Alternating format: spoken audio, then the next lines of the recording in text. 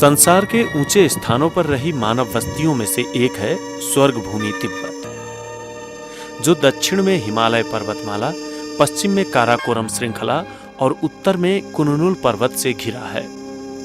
यहाँ के वातावरण, भूबनावट तथा ऊंचाई के कारण तिब्बत को बाकी विश्व से अलग भूभाग के रूप में देखा जाता है। विश्व के कई हिम शिखरों को अपनी छाती पर बिठाकर रखने वाला तिब्बत ब्रह्मपुत्र, इंदस, गंगा, मेकंग, यांगजे तथा ह्वांगहो जैसी प्रख्यात नदियों का उद्गम स्थल भी है। तिब्बत की राजधानी लासा बाजार, उसके केंद्र में रहे पोताला दरबार, पश्चिम में रही विभिन्न नदियां व कैलाश मानसरोवर इस क्षेत्र के ताज हैं। यह विश्व में ही एक रमणीय स्थान के रूप में जाना जाता है। हिंदू धर्मावलंबियों का पवित्र धर्म स्थल कैलाश पर्वत और मानसरोवर झील के दर्शन के लिए सालाना हजारों तीर्थयात्री पड़ोसी देश भारत से और संसार भर के हिंदू धर्मावलंबी नेपाल होते हुए चीन के स्वशासित क्षेत्र तिब्बत में रहे कैलाश पर्वत और मानसरोवर की यात्रा करते हैं।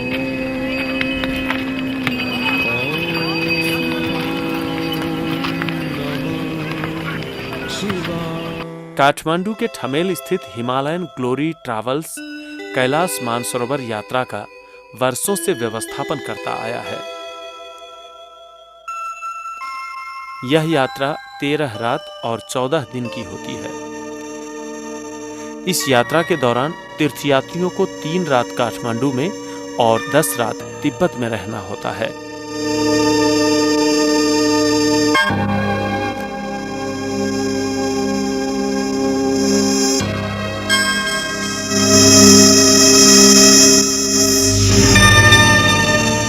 कैलाश यात्रा पर जाने से पहले लोग आराध्य देव पशुपतिनाथ का दर्शन करते हैं। इस जगह को देवपाटन भी कहा जाता है। पशुपतिनाथ के पूरब में पवित्र बागमती नदी है, जबकि दूसरी ओर श्लेषमांतक वन है। कैलाश चौर, गौरीघाट आदि अनेक तीर्थस्थल भी यहाँ हैं। हर साल लाखों की संख्या में लोग भगवान श्री पशुपतिनाथ का दर्शन करने आते हैं। इसी सिलसिले में भारतीय मूल के 15 अमेरिकी तीर्थयात्रियों की टोली को लेकर हम आगे बढ़ते हैं।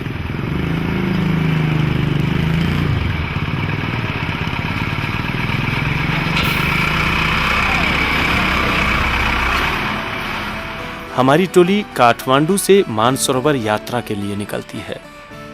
वातावरण ठंड होते हुए भी खुशगवार है। काठमांडू, भक्तपुर, सांगा, बनेपा, धुलीखेल होते हुए 0 किलो कहे जाने वाले स्थान पर नाश्ते के लिए कुछ देर रुककर हमारी यात्रा पुनः तुलाल घाट, खाड़ी चौर, 12 विसे होते हुए आगे बढ़ती है।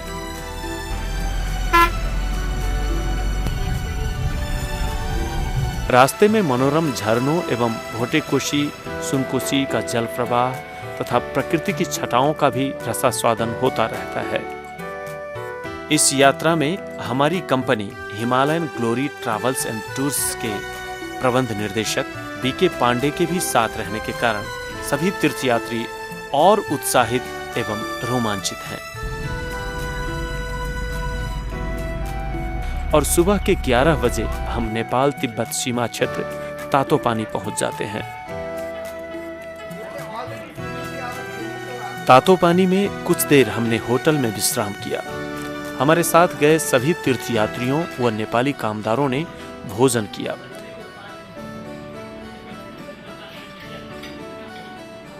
इसके बाद पासपोर्ट, वीजा और अन्य आवश्यक कागजात चीन के सुरक्षा कर्मियों को दिखाकर हम चीन के अध्यागमन कार्यालय के आगे पहुंचे।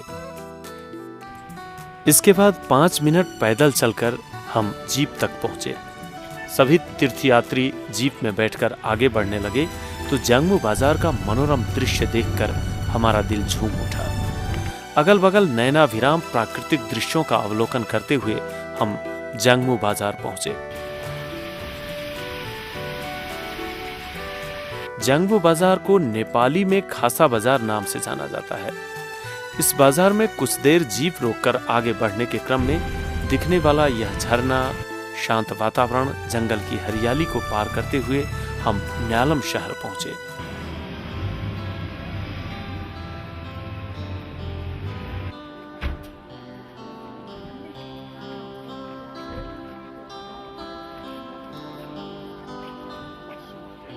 यह न्यालम शहर समुद्र की सतह से 3750 मीटर की ऊंचाई पर अवस्थित है।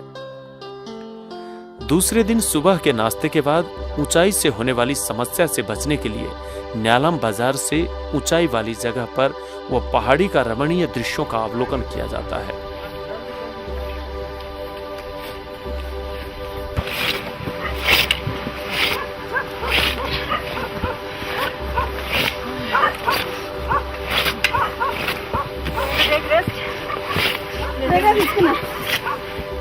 अक्सर यहाँ की पहाड़ी तक की यात्रा कर चुकने के बाद यह तय हो जाता है कि ऊंचाई से होने वाली समस्या आएगी या नहीं। कोई नाचते हुए तो कोई घूमते हुए ऊपर की ओर बढ़ रहे हैं। सामान्यतया तीर्थयात्रियों को यहाँ पहले दिन कुछ परेशानी होती है, लेकिन एक रात गुजार लेने के बाद आप से आप सब ठीक हो जाता है। तीसरे दिन न्यालम से डोंगबा जाने के क्रम में तीर्थयात्रियों को लेकर जब हमारी जीप आगे बढ़ी तो 3 घंटे में 5050 मीटर की ऊंचाई पर यालुंगला पास आती है। यहाँ एक बड़ा सा द्वार में लाल, सफेद, पीला ध्वज अर्थात लुंगदर सुसज्जित है।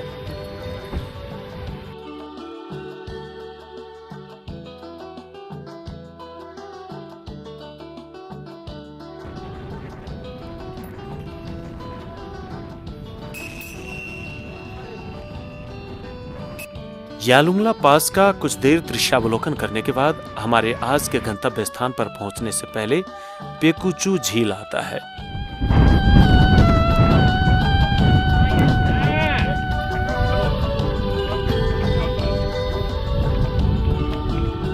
पेकुचू झील का मनोहर दृश्य देखते हुए हम आधे घंटे बाद नमकीन झील के पास पहुंचते हैं।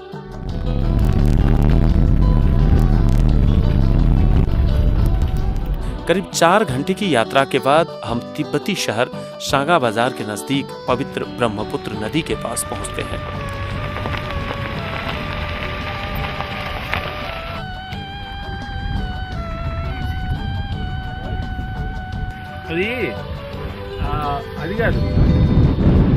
हमारी टोली कुछ देर वहां ठहरकर शांगा बाजार की ओर बढ़ती है।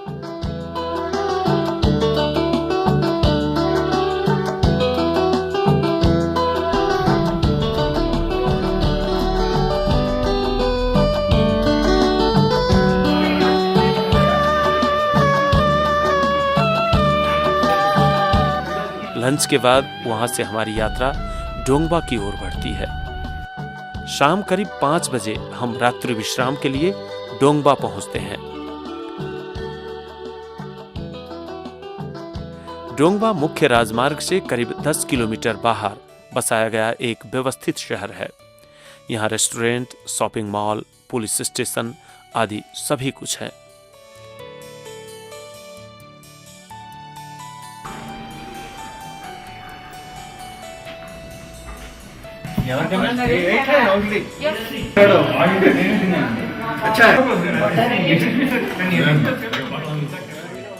आज का दिन हम करीब 650 किलोमीटर की दूरी तय करते हैं।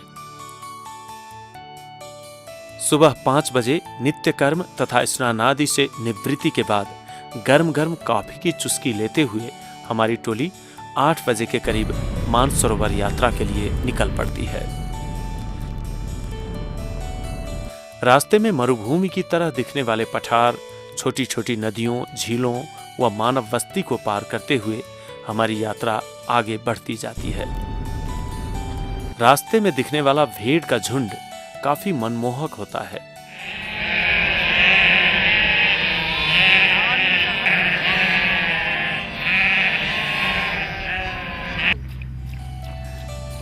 भेड़ का दूध दूहते हुए देखना हमारे लिए काफी रोमांचक रहता है।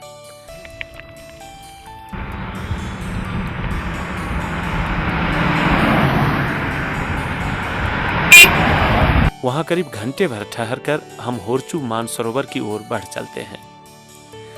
इस दौरान हमारे तिब्बती गाइड वीजा परमिट वगैरह की जांच करवाते हैं।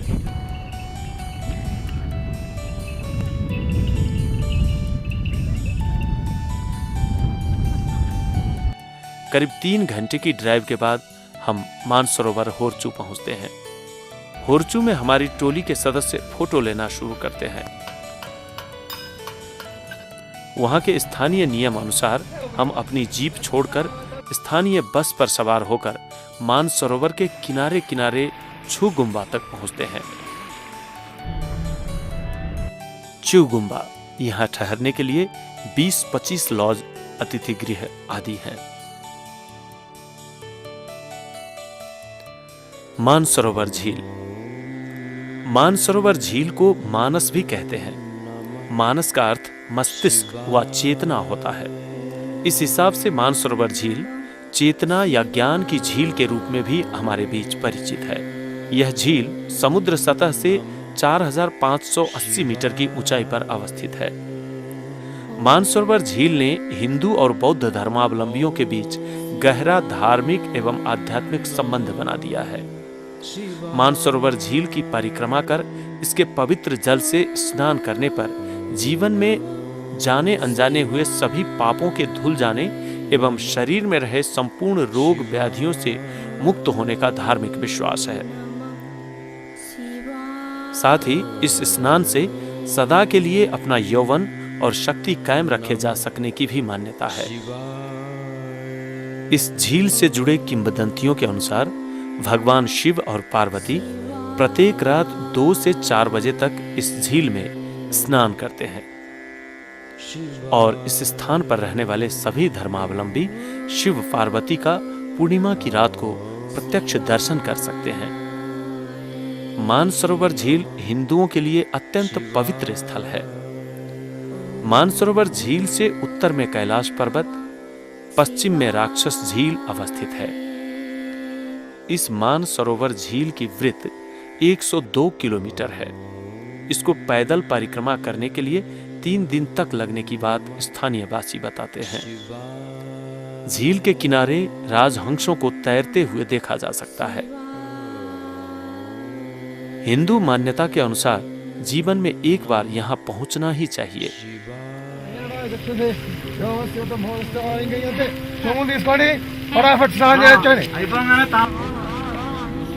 मानसरोवर पहुंचने पर हमारी टोली के सभी तीर्थयात्री झील के किनारे जाकर नहाने लगते हैं। हमारे स्टाफ नहाने के टेंट को व्यवस्थित करने के साथ ही गर्म पानी, पूजा के लिए आवश्यक सामानों की व्यवस्था करने में जुट जाते हैं और हमारे भारतीय मूल के अमेरिकी तीर्थयात्री पूजा अर्चना करने लगते हैं।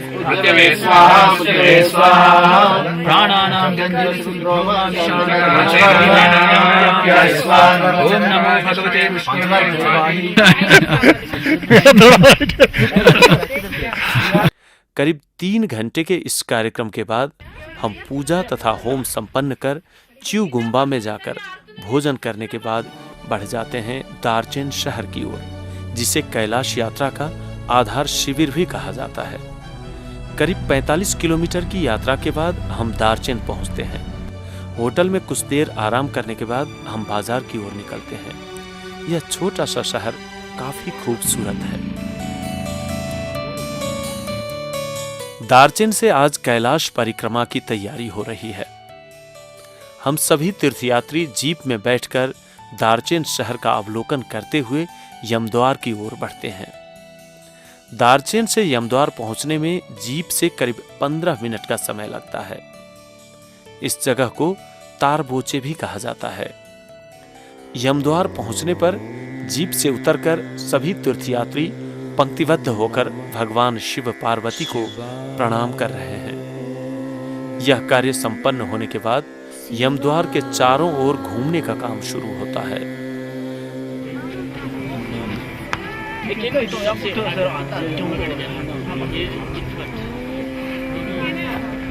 यमद्वार की 3 बार परिक्रमा करने के बाद असक्त तीर्थयात्री यहीं से कैलाश का दर्शन कर वापस लौट जाते हैं। यमद्वार की परिक्रमा करते समय भी कैलाश पर्वत की परिक्रमा बराबर ही पुण्य प्राप्त होने की जनधारणा है। यमद्वार के दर्शन के बाद 1 किलोमीटर दूर रहे सेरसोंग की ओर हमारी जीप बढ़ती है। यह है सेरसोंग, जहां से कैलाश पर्वत की पैदल यात्रा शुरू होती है। सेरसोंग से खाद्य वस्तु व अन्य आवश्यक सामग्री चमड़ी गाय पर लादकर कैलाश परिक्रमा के लिए हम 3 दिनों की यात्रा पर निकल पड़ते हैं। कैलाश पर्वत का पैदल यात्रा न कर पाने वाले घोड़े पर सवार होकर भी इसकी परिक्रमा करते हैं।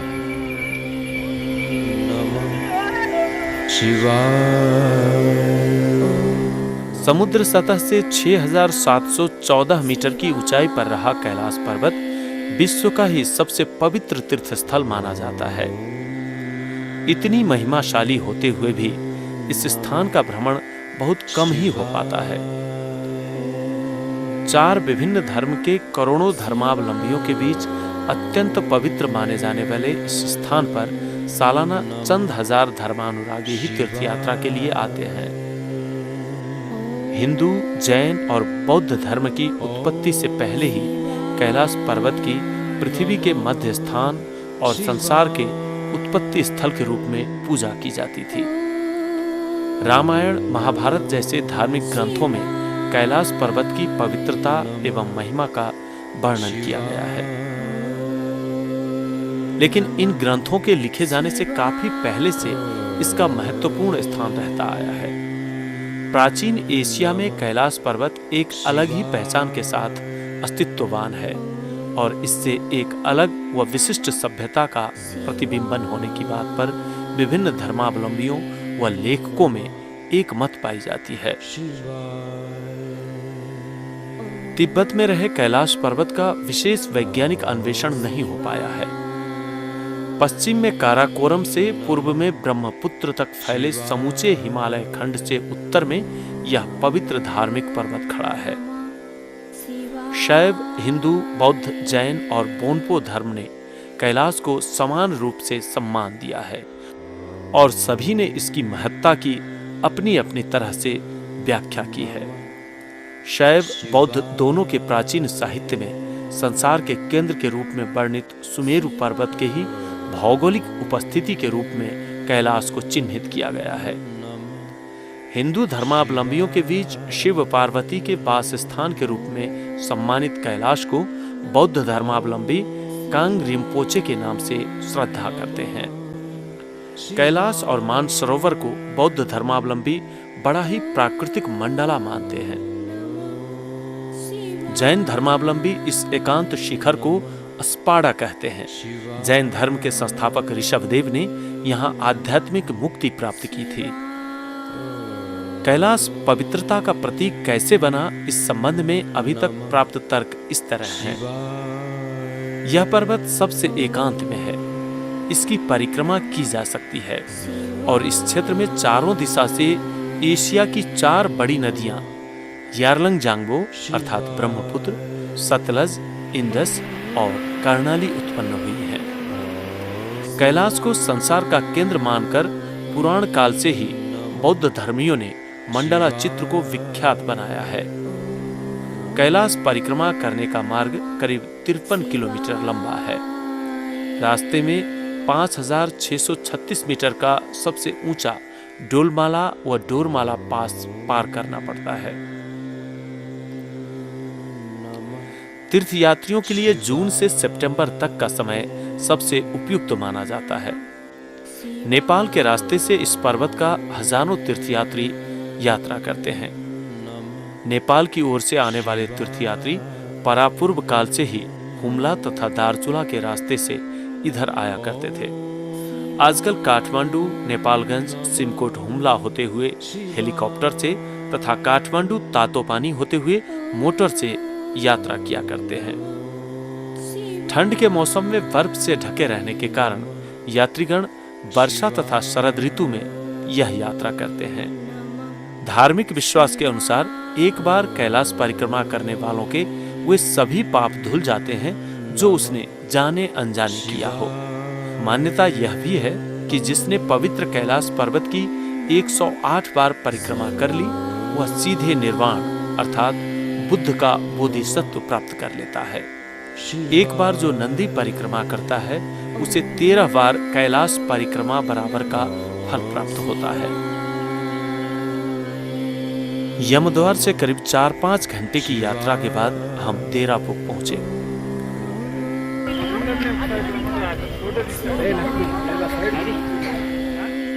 इस जगह की ऊंचाई 4900 मीटर है। देरापुक से कैलाश नजदीक दिखती है।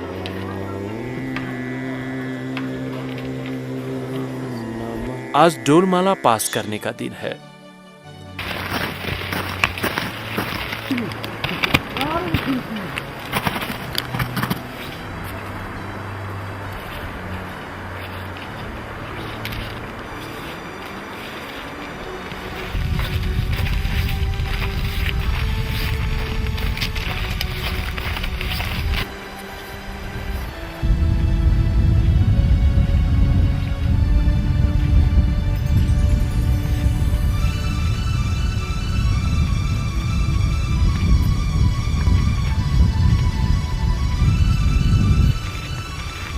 वही डोरमाला पास है। यह समुद्र सतह से 5636 मीटर की ऊंचाई पर है। हर हर महादेव, शंभो शंकर। इस यात्रा का सबसे ऊंचा और रमणीय स्थान यही है।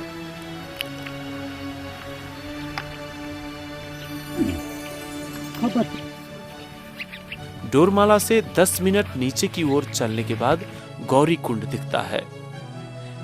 हिंदू धर्म ग्रंथों के अनुसार यहाँ शिव जी और पार्वती स्नान किया करते हैं।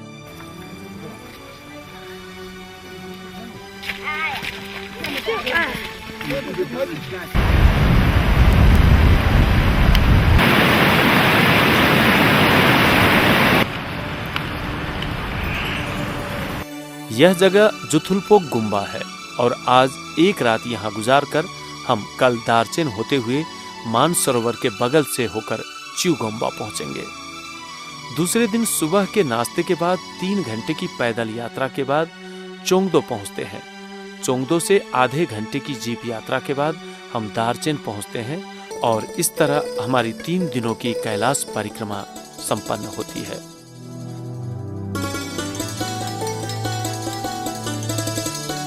दार्चेन में भोजन करने के बाद हम मानसरोवर की ओर बढ़ते हैं। कुछ तीर्थयात्री तीर्थपुरी का दर्शन करने के लिए दार्चेन से सीधे तीर्थपुरी के लिए प्रस्थान कर शाम का पड़ाव मानसरोवर में ही डालने के हिसाब से चलते हैं। तीर्थपुरी दार्चेन से 70 किलोमीटर पश्चिम में अवस्थित है। इस जगह को भस्मासुर भी कहते हैं। यह क्षेत्र तिब्बत का तीसरा महत्वपूर्ण धार्मिक स्थल माना जाता है। कैलाश कोरा अर्थात कैलाश क्षेत्र की परिक्रमा करने वाले तीर्थयात्री तीर्थपुरी को अंतिम और सबसे महत्वपूर्ण गंतव्य मानते हैं। ऐसी धार्मिक मान्यता है कि तीर्थपुरी के भ्रमण के बिना कैलाश परिक्रमा अधूरी रह जाती है। तीर्थपुरी सतलज नदी के बाएं किनारे पर अवस्थित है। तीर्थपुरी परिक्रमा करने में लगभग 1 घंटे का समय लगता है। सभी तीर्थयात्री दार्चेन होते हुए चिउगोम्बा जाते हैं और यहाँ से हम खोजरनाथ मंदिर की ओर यात्रा को आगे बढ़ाते हैं। खोजरनाथ मंदिर मानसरोवर से 85 किलोमीटर दूर दक्षिण की ओर पड़ता है। अष्टपद। अष्टपद शब्द से 8 कदम का बोध होता है। अष्टपद को धार्मिक दृष्टि से बहुत पवित्र पर्वत के रूप में लिया जाता है। कैलाश और नंदी पर्वत के पड़ोसी यह पर्वत परापूर्व काल से ही कई ऋषि मुनि तथा भिक्षुओं का पवित्र ध्यान केंद्र के रूप में स्थापित है। जैन धर्म के प्रख्यात मुनि ऋषभदेव ने इसी पर्वत की गुफा में ध्यान किया था। नंदी। सप्तऋषि गुफा तथा नंदी परिक्रमा कैलाश पर्वत की परिक्रमा से कठिन मानी जाती है। इस यात्रा को तय करने में 2 दिनों का समय लगता है। तीर्थयात्री नंदी परिक्रमा को एक महत्वपूर्ण गंतव्य मानते हैं।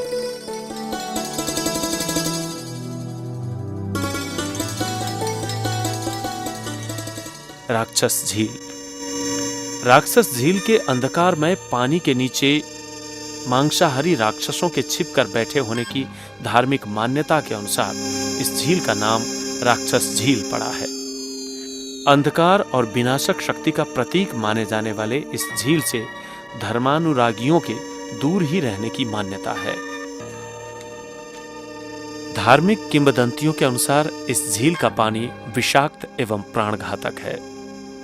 हिंदू मान्यता के अनुसार त्रेता युग में रावण ने इसी झील में बैठकर कठोर तपस्या के बाद महादेव को प्रसन्न किया था। यह झील 4540 मीटर की ऊंचाई पर है।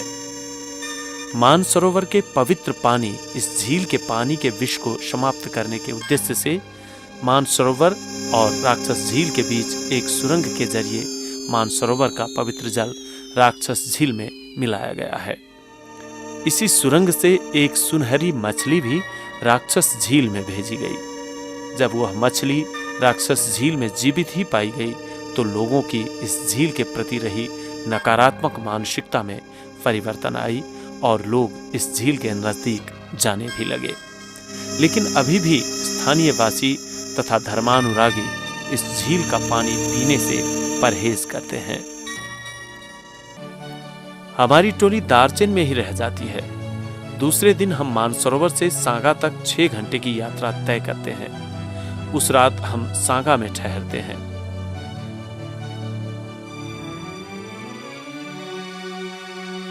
आज की हमारी यात्रा सांगा से जांगबू तक की है। यह यात्रा करीब 7 घंटे की होती है और रात हम जांगबू में गुजारते हैं।